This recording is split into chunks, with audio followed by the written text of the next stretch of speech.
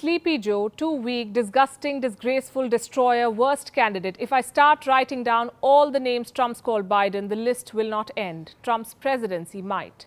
So let's talk about Joe Biden instead. Hello and welcome to Gravitas Plus. I'm Palki Sharma Upadhyay. You and I have seen Joe Biden in the White House as Barack Obama's deputy. We've also seen him make big promises at election rallies this year. Joe Biden has been a part of American politics for almost half a century. That's quite a long time. We have an idea about his policies and leanings. But how much do we know about the man himself? Who is Joe Biden? We've done some digging and put together a story for you today.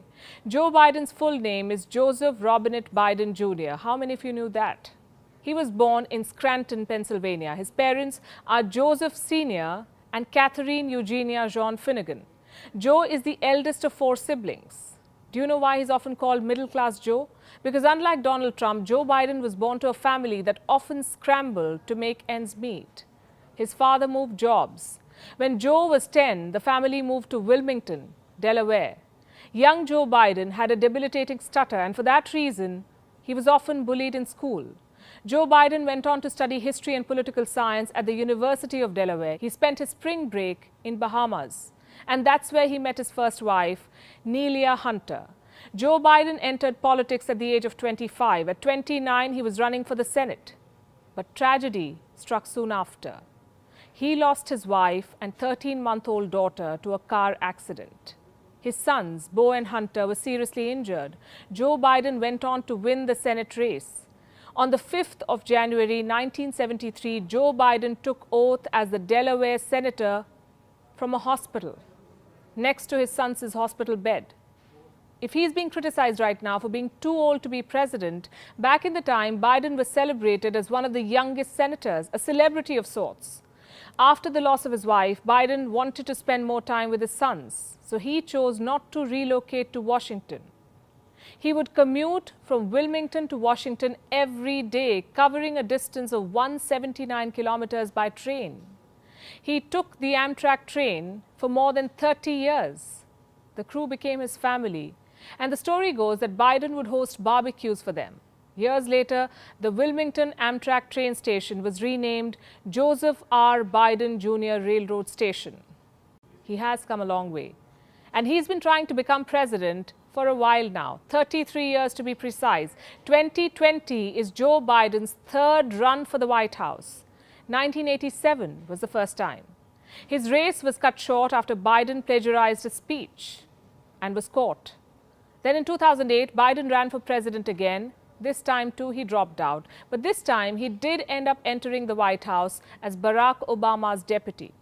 Joe Biden was the 47th vice president of the United States of America. If Obama was the face of change, the face of a new generation, Biden struck a balance with his age and experience. Joe Biden has had a 47-year-long political career, and it has not been squeaky clean. He's had his share of controversy. Biden once voted for the anti-abortion bill, or what's called the Hyde Amendment. In 2002, he voted for the Iraq War. Years later, he said this. It was a mistake, and I acknowledge that. Biden has also been nicknamed Creepy Joe. This is after viral videos showing women visibly uncomfortable with Biden's conduct. There was a video of Joe Biden hugging Hillary Clinton as well, where Clinton looked uncomfortable. But she never really spoke about it. Joe Biden's record on racism is not clean either. In the 1970s, he opposed the mandatory busing as a method of desegregation in American schools.